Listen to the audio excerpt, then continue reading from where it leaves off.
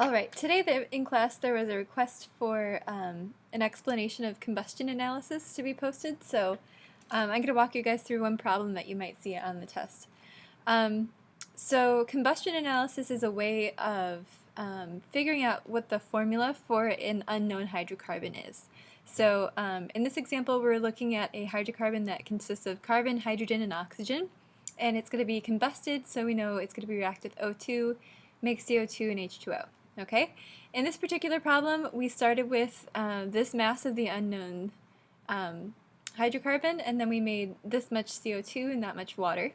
Okay, so some information that we can automatically glean from what we're given is that we know that all of the carbon in the CO2 came from the original hydrocarbon, okay, and then all of the hydrogen in the water also came from our original hydrocarbon. And so we can get those masses using this information, and then once we have the C and the H, we can subtract from our total mass here to get to the mass of the O in order to figure out what our final formula is going to be.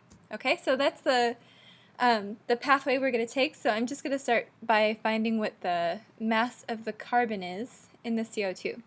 So here's the conversion I used. I start with the mass of the CO2, turn that into moles of CO2, and then I use this really important conversion here. So I've got, for every 1 mole of CO2, I have 1 mole of carbon, and I get that from the formula. Okay, it's 1 carbon to 2 oxygens.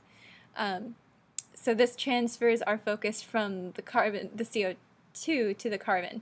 And now we get to use, okay, now we're moles of C, and we can use the molar mass of carbon and to get to the grams of carbon. Okay, I'm keeping extra digits here so that I can keep those in my calculations until the final answer.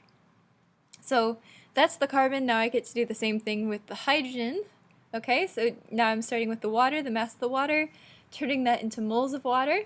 Then I use the ratio from the formula. Okay, so for every 1 mole of water I have 2 moles of hydrogen. And then I turn that into mass using the molar mass of hydrogen. And now I know how much hydrogen was reacted as well. Okay, so my next step, I'm going to take these two masses and subtract them from the original mass up here to figure out what the oxygen mass is. And that's this step right here. Okay, so total mass minus the carbon and hydrogen we just found, that gets us how much oxygen was in the original hydrocarbon. Okay, so now we've got all 3 of the different parts, and now all we have to do is figure out what the formula is. Okay, so to do that, we are pretty used to this process now, I think. We divide the grams into moles and get them all into their moles. Okay, so just dividing by molar masses. Then we look at our answers, we find the smallest answer, which is this bottom one here, and divide them all by the smallest number. And in this particular case, we have a 1, a 2, and a 1.5 ratio. Now, these numbers are supposed to turn into the subscripts for the equation, but we know that we can't have decimals in our subscript. So in order to get rid of this 0.5, we're going to double all of them. Okay, so 1.5 doubled is 3, 2 doubled is 4, and 1 doubled is 2. So now we have our subscripts. And again, we had to do that because 1.5 can't be a subscript. So in order to get rid of the 0.5, we just doubled everything. Okay, so now we know that the empirical formula of this unknown hydrocarbon is C3H4O2. Alright, so that's the simplest way you can go about doing a combustion analysis. If you guys have any further questions, feel free to come and ask me. Thanks, bye.